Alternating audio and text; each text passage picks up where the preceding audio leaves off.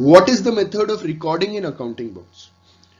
इनमें से कौन सा मेथड है जिससे हम अकाउंटिंग बुक्स में रिकॉर्डिंग करते हैं? ठीक है, पहला है ऑप्शन ऑडिटिंग, दूसरा ऑप्शन बुक कीपिंग, तीसरा ऑप्शन अकाउंटिंग और चौथा option all of the above.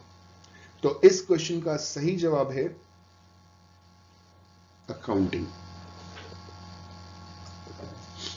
हमसे मेथड पूछा जा रहा है, तो मेथड क्या है? देखिए, दो चीजें समझिएगा। पहली चीज, अकाउंटेंसी और अकाउंटिंग में क्या डिफरेंस होता है। देखिए, अकाउंटेंसी हमको अकाउंटिंग करना सिखाता है। अकाउंटेंसी इज अ सब्जेक्ट, ठीक है, जो हमें क्या सिखा रहा है, वो हमें अकाउंटिंग करना सिखा रहा है। मतलब अकाउंटिंग में मेथड्स हम सीख रहे हैं। अकाउंटिंग में क्या सीख रहे हैं? हम मेथड सीख रहे हैं। Accountancy is a book, accountancy is a subject. Accountancy में, अब अकाउंटेंसी लिखा होता तो मेरे हिसाब से वो सही आंसर होता, क्योंकि वो हमें अकाउंटिंग करना सिखा रहा है। लेकिन यहाँ पे सवाल पूछा गया था, what is the method of recording in books of accounts या अकाउंटिंग अकाउंट्स बुक। तो यहाँ ऑप्शन है दैट इज अकाउंटिंग। ठीक है, ऑडिटिंग अकाउंटिंग करने के बाद ऑडिटिंग की जाती है, तो ऑडिटिंग हो नहीं सकता। बुक कीपिंग बेस होता है हमारी अकाउंटिंग का। ठीक है, ऑल ऑफ द अबव, जब दो ऑप्शन गलत हो गए तो ये भी गलत हो गया, तो सही जवाब क्या होगा हमारा? अकाउंटिंग। ठीक है, अगला question, in which system of book keeping the dual aspect of every transaction is recorded in the appropriate ledger accounts? किस बुक सिस्टम, किस बुक कीपिंग सिस्टम में हम ड्यूअल एस्पेक्ट को लेकर के चलते हैं? ठीक है, ताकि हम अप्रोप्रिएट लेजर में रिकॉर्डिंग कर सकें ट्रांजेक्शन्स को। ऑप्शन है हमारा सिंगल एंट्री सिस्टम, दूसरा डबल एंट्री सिस्टम, तीसरा ऑप्शन ए और बी दोनों, चौथा ऑप्शन नन ऑफ दीज। तो इस क्वेश्चन का सही आंसर, आपने बहुत अच्छी तरीके से आपको जानकारी होगी, it is double entry system. ठीक है, सिंगल एंट्री नहीं हो सकता, तो सिंगल एंट्री नहीं होगा तो नन ऑफ दीज भी नहीं होगा, और बोथ ए एंड बी भी नहीं होगा, और डबल एंट्री सिस्टम तो आप जानते ही हैं, आपने जानकारी होगी। अगला question, what sort of transaction is recorded in accounting? किस तरीके के ट्रांजेक्शन्स को अकाउंटिंग में रिकॉर्ड किया जाता है? ऑप्शन क्वांटिटी वाले, subjective, money measurement, none of these. किस तरीके की ट्रांजेक्शन्स को हम अकाउंटिंग में रिकॉर्ड करते हैं? तो क्वांटिटी हम अकाउंटिंग में नहीं लिखते, सब्जेक्टिव नहीं होता, मतलब डिस्क्रिप्टिव थोड़ी होता अकाउंटिंग हमारा। तो जब दो नहीं हो गए तो नन ऑफ दीज भी नहीं है। सही आंसर है हमारा मनी मेजरमेंट। हम जब भी किसी बिजनेस के इवेंट को मनी में मेजर करते हैं, मतलब कोई भी इवेंट हो रहा है बिजनेस के अंदर, कोई भी एक्टिविटी हो रही है बिजनेस के अंदर, अगर वो एक इवेंट है और उसे हम मॉनेटरी टर्म्स में मेजर कर सकते हैं तो एक ट्रांजेक्शन हो जाएगा। और आपको मालूम है अकाउंटिंग में हम ट्रांजेक्शन्स ही रिकॉर्ड करते हैं। ठीक है, तो इस क्वेश्चन का सही आंसर क्या हुआ? Money measurement. ठीक है, अगला क्वेश्चन आ रहा है, dash is a transaction involving exchange of money और money's worth. Dash is a transaction, इनमें से कौन सा ट्रांजेक्शन है जो एक्सचेंज ऑफ मनी या मनीज वर्थ करता है? दैट इज, ऑप्शन है फाइनेंशियल ट्रांजेक्शन, दूसरा रिसीट, तीसरा पेमेंट, चौथा ऑप्शन है हमारे पास सेटलमेंट। तो इस क्वेश्चन का सही आंसर होगा फाइनेंशियल ट्रांजेक्शंस। तो financial transaction is a transaction involving exchange of money और मनीज वर्थ। ठीक है, देखिए रिसीट में एक ही तरफ वन साइडेड हो रहा है, पेमेंट भी वन साइडेड हो रहा है। फाइनेंशियल ट्रांजेक्शन मनी एक्सचेंज हो सकता है, मनी इज वर्थ भी एक्सचेंज हो सकता है। ठीक है, बदले में पैसा मिलेगा मिलेगा। ठीक, अगला सेटलमेंट नहीं। तो इस क्वेश्चन का सही आंसर होगा फाइनेंशियल ट्रांजेक्शन। अगर आपको क्वेश्चन में डाउट हो तो मैं क्वेश्चन का एक्सप्लेनेशन आपको कमेंट में कर सकता हूं, आप क्वेश्चन आप बता दीजिएगा, मैं एक्सप्लेन कर दूंगा। ठीक है, अगला question, as on 31st March 2020 total salary paid is 1,50,000 is a और एन।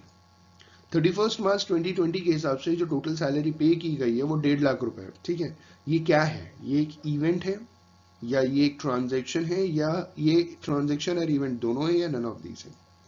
तो इस क्वेश्चन का सही आंसर है ये एक इवेंट है।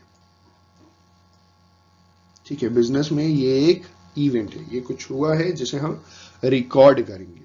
ठीक है, आप समझ रहे, ये बिजनेस का एक इवेंट हुआ जहां पे टोटल सैलरी होती है 1,50,000 जिसे हमने पे किया एज एन इवेंट। ठीक है, अगला क्वेश्चन है हमारे पास, book keeping is a recording phase while accounting is concerned with the summarizing phase of an accounting system. Book keeping recording phase है, बिल्कुल सही है। बुक कीपिंग में हम सिर्फ रिकॉर्ड करते हैं, ठीक है। बुक कीपिंग का काम हमारा क्या होता है, सिर्फ रिकॉर्डिंग रिकॉर्डिंग होता है। जो चीज हो, पैसा लिया रिकॉर्ड कीजिए, पैसा दिया रिकॉर्ड कीजिए, कोई सामान खरीदा रिकॉर्ड कीजिए, परचेजेस है रिकॉर्ड कीजिए, सेल्स है रिकॉर्ड कीजिए, सब कुछ अब रिकॉर्ड करते हैं, ठीक है। और इन्होंने बोला while accounting is concern with summarising the phase, बिल्कुल सही आपने सुना है कि हाँ ये समराइजिंग द फेज, तो इसका ऑप्शन पहला ही बिल्कुल सही है क्योंकि हमने क्वेश्चन समझ लिया पहले ही, ठीक है। तो ये बिल्कुल ट्रू स्टेटमेंट है, इसमें कोई गलती नहीं है। अगला question, which of the following is not a function of accounting? I repeat, which of the following is not a function of accounting? Accounting का फंक्शन नहीं है। तो अगर आपने अकाउंटिंग के फंक्शन पढ़े हैं तो आप आइडिया लगा सकते हैं कि इनमें से कौन सा अकाउंटिंग का फंक्शन नहीं है। पहला ऑप्शन है कीपिंग सिस्टमैटिक रिकॉर्ड, भैया ये अकाउंटिंग करता है, ठीक है। दूसरा protecting properties of business, accounting properties को क्यों प्रोटेक्ट करने लगा? या हाँ हो सकता है, बिल्कुल हो सकता है, क्योंकि अकाउंटिंग में हम क्या कर सकते हैं कि जो भी बिजनेस के ट्रांजेक्शन्स जो भी हमने लिखे हैं वो सारी चीजें नोट डाउन की है, तो वो बिजनेस की प्रॉपर्टी है ना। मतलब समझिए कि अगर मैंने आपको उधार दिया तो उसका रिकॉर्ड कहाँ है मेरे पास, वो पता कैसे चलेगा? तो हमने अकाउंटिंग में लिख लिया, ठीक है। तो अकाउंटिंग में हम बिजनेस की प्रॉपर्टीज को प्रोटेक्ट कर सकते हैं। Maximising the results meeting legal requirements, तो मीटिंग लीगल रिक्वायरमेंट्स के लिए भी अकाउंटिंग की जाती है, protecting the properties of business के लिए भी किया जाता है। मैक्सिमाइजिंग द रिजल्ट्स के लिए अकाउंटिंग नहीं की जाती, क्योंकि अकाउंटिंग समरी बनाते हैं और पास्ट की समरी होती है, अकाउंटिंग में समरीज बनाई जाती हैं, ठीक है। ये रेशियो एनालिसिस नहीं है, लेकिन रेशियो एनालिसिस आप ये जानते हैं कि रेशियो एनालिसिस आपने मैथ्स में भी पढ़ा है, अकाउंटिंग में भी पढ़ा है, ठीक है। तो रेशियो एनालिसिस नाम का जो सब्जेक्ट है वो फाइनेंशियल अकाउंटिंग है। यहाँ मैक्सिमाइजिंग द रिजल्ट के लिए हम अकाउंटिंग क्या करते हैं, समराइजिंग के लिए करते हैं। तो अकाउंटिंग का फंक्शन समराइजिंग होता है, मैक्सिमाइजिंग द रिजल्ट्स नहीं होता। तो ये ऑप्शन बिल्कुल सही है, मैक्सिमाइजिंग द रिजल्ट्स। अकाउंटिंग का मैक्सिमाइजिंग द रिजल्ट्स फंक्शन नहीं है, ठीक है। अगला ऑप्शन, सॉरी अगला क्वेश्चन, अगला क्वेश्चन हमारा विच of the following is not dependent on accounting, इनमें से कौन सा अकाउंटिंग के ऊपर डिपेंडेंट नहीं है? ऑप्शन मैनेजमेंट अकाउंटिंग, दूसरा कॉस्ट अकाउंटिंग, तीसरा फाइनेंशियल अकाउंटिंग, चौथा बुक कीपिंग। तो आपको मालूम है बुक कीपिंग बेस है, बुक कीपिंग के ऊपर अकाउंटिंग डिपेंडेंट है, अकाउंटिंग बुक कीपिंग के ऊपर डिपेंडेंट नहीं है। मतलब पहला स्टेज हमारा अकाउंट बुक कीपिंग है, उसके बाद दूसरा स्टेज हमारा अकाउंटिंग है। तो मतलब अकाउंटिंग हम बुक कीपिंग की मदद से ही तो करते हैं, ना कि बुक कीपिंग हम अकाउंटेंसी की मदद से करते हैं। तो which of the following is not dependent on accounting? Option is book keeping, ठीक है। अगला क्वेश्चन, अगला क्वेश्चन हमारे पास क्वेश्चन है book keeping is mainly related to, book keeping mainly किस लिए रिलेट होता है, मतलब बुक कीपिंग। तो पहला ऑप्शन है हमारे पास रिपोर्टिंग ऑफ फाइनेंशियल डेटा, दूसरा ऑप्शन है designing the system of recording classifying and summarising the recorded data, तीसरा है interpreting the data for internal and external users, and चौथा ऑप्शन है हमारे पास ऑल ऑफ द अबव। देखिए ये जो designing the system of recording classifying and summarising ये हमारा अकाउंटिंग है, ठीक। इंटरप्रेटिंग भी हमारा अकाउंटिंग है। ऑल ऑफ द अबव हो ही नहीं सकता क्योंकि दो ऑप्शन गलत है, दो ऑप्शन अकाउंटिंग के दिए हुए। तो रिपोर्टिंग ऑफ फाइनेंशियल डेटा, हम क्या करते हैं बुक कीपिंग में, फाइनेंशियल डेटा को रिपोर्ट करते हैं, रिकॉर्ड करते हैं, ठीक है। रिपोर्टिंग भी सही है, अगर रिकॉर्डिंग होता तो आप तो जानते हैं बुक कीपिंग रिकॉर्डिंग का काम करते हैं, तो रिपोर्टिंग सही आंसर है इसमें। अगला क्वेश्चन है हमारे पास financial accounting informations are characterized by all of the following except, जो फाइनेंशियल अकाउंटिंग है उसकी जो इंफॉर्मेशन है it is characterized by all of the following except, जिसमें सबके सब है लेकिन इनमें से एक ऑप्शन गलत है। जो फाइनेंशियल अकाउंटिंग का जो इंफॉर्मेशन का जो कैरेक्टरिस्टिक्स है वो सारा का सारा सही है लेकिन उनमें से एक गलत है, वो गलत कौन सा आपको ढूंढना। तो सबसे पहले जो फाइनेंशियल अकाउंटिंग इंफॉर्मेशन होती है हिस्टोरिकल इन नेचर होती है, पहला ऑप्शन। दूसरा option is factual in nature and therefore does not require judgment in its own preparation, ठीक है, is based on evidence, and चौथा enhanced by notes to accounts। तो देखिए historical in nature financial accounting historical nature की होती है, क्योंकि अगर आपने कोई भी असेट जितने प्राइस में जिस टाइम अक्वायर किया था हम उसी हिसाब से लिखते हैं, ना कि प्रेजेंट रेट के हिसाब से लिखते हैं। जैसे मान लीजिए आज से 10 साल पहले आपने कोई असेट अक्वायर किया था, मान लीजिए लैंड अक्वायर किया था, तो आपने आज के हिसाब से उसकी रेट नहीं लगाई, लेकिन हाँ ठीक है, हम कई बार उसके हिस्टोरिकल कॉस्ट में एप्रिसिएशन करते हैं। या आपने कोई ट्रक खरीदा, उसमें डेप्रिसिएशन लगता चला गया, उसके प्रेजेंट वैल्यू हो सकती है कि मार्केट में कंपैरेटिवली ज्यादा हो, तो हिस्टोरिकल नेचर होता है। दूसरा, बेस्ड ऑन एविडेंस भी बिल्कुल होता है। हम जो भी रिकॉर्डिंग करते हैं उसके कुछ ना कुछ हमारे पास एविडेंस होते हैं, ठीक है। उसके बाद enhance by notes to accounts, जो अकाउंटिंग होती है, आपने भी अकाउंटिंग करते वक्त फुट नोट्स डाले होंगे, नोट्स टू अकाउंट्स बनाए होंगे, लेकिन factual in nature and therefore does not require judgement in its preparation, ये कैरेक्टरिस्टिक्स नहीं होता। तो इस क्वेश्चन का सही आंसर क्या है? Option B. अगला क्वेश्चन है मेरे पास, at the end of financial year after sale of goods worth ₹2 lakh, there was a closing stock of 10,000 rupees. This is an event or transaction, both an event as well as transaction, none of these. देखिए, financial year के खत्म होने के बाद जो cell of goods था वो 2 लाख रुपए का था, ठीक है, और क्लोजिंग स्टॉक हमारा 10,000 रुपए का था। तो हमने क्या देखा कि हमने 2 लाख रुपए के सामान बेचे, ठीक है, और 10,000 रुपए हमारा क्लोजिंग स्टॉक बच गया। अब ये क्या चीज है? ये एक इवेंट है, ट्रांजैक्शन है। ये इवेंट और ट्रांजैक्शन हो नहीं सकता। ट्रांजैक्शन तब होगा जहां पे आपको बदले में कुछ मिले, ठीक है, गुड्स या सर्विस मिले और आप सामने से पेमेंट करो। ये स्टॉक है, रखा हुआ है, तो ट्रांजैक्शन नहीं होगा, ये भी नहीं होगा। Option A is right, it is an event, जिसे आपने क्या किया, अपने बैलेंस शीट में रिकॉर्ड कर लिया, ठीक है। अगला क्वेश्चन है हमारे पास, the language of business is, अरे वाह, बहुत इजी क्वेश्चन है। बिजनेस का लैंग्वेज अकाउंटिंग होता है, बुक कीपिंग होता है, ट्रायल बैलेंस होता है, नन ऑफ द अबव होता है। तो इस क्वेश्चन का सही आंसर क्या है? इस क्वेश्चन का सही आंसर है accounting is the language of business, ठीक है। अगला question, tick the correct statement. ये क्वेश्चन है हमारे पास, ऑप्शन देख लेते हैं, जो सही होगा उसको हम टिक कर लेंगे। Financial accounts of an enterprise are treated as evidence in the court of law. मेरे हिसाब से ये सही है।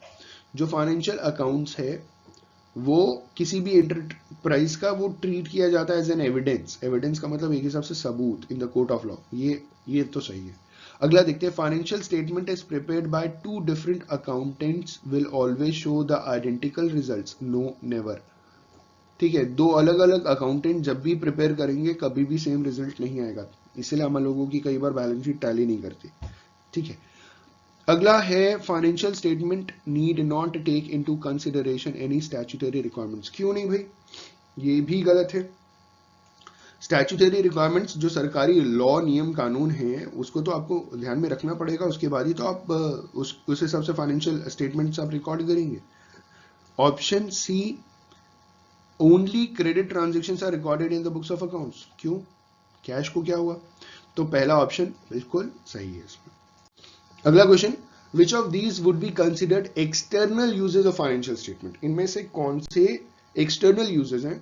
Board of directors option 1, share holders option 2, finance manager option 3 and option 4 is production manager. देखिए, बोर्ड ऑफ डायरेक्टर्स इंटरनल है, finance managers internal है, production managers internally organisation के अंदर काम करते हैं, शेयर होल्डर्स इंटरनली काम नहीं करते। तो ये कौन हो गए? ये एक्सटर्नल यूजेस हो गए आपके, किसके? फाइनेंशियल स्टेटमेंट्स के, ठीक है। बिजनेस के बाहर के लोग हो गए एक हिसाब से।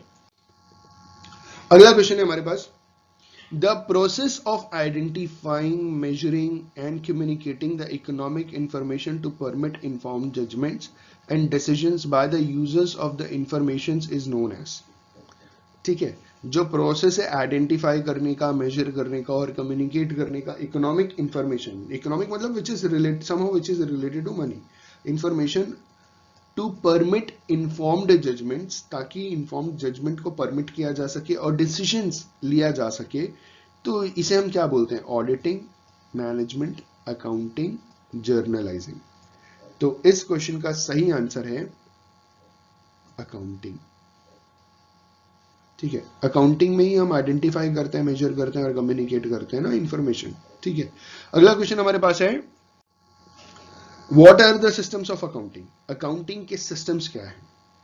Option 1 language and information system, दूसरा है single and double entry system, तीसरा है कॉस्ट एंड मैनेजमेंट सिस्टम, चौथा ऑप्शन है हमारे पास नन ऑफ द अबव। तो इस प्रश्न का सही उत्तर है single and double entry system.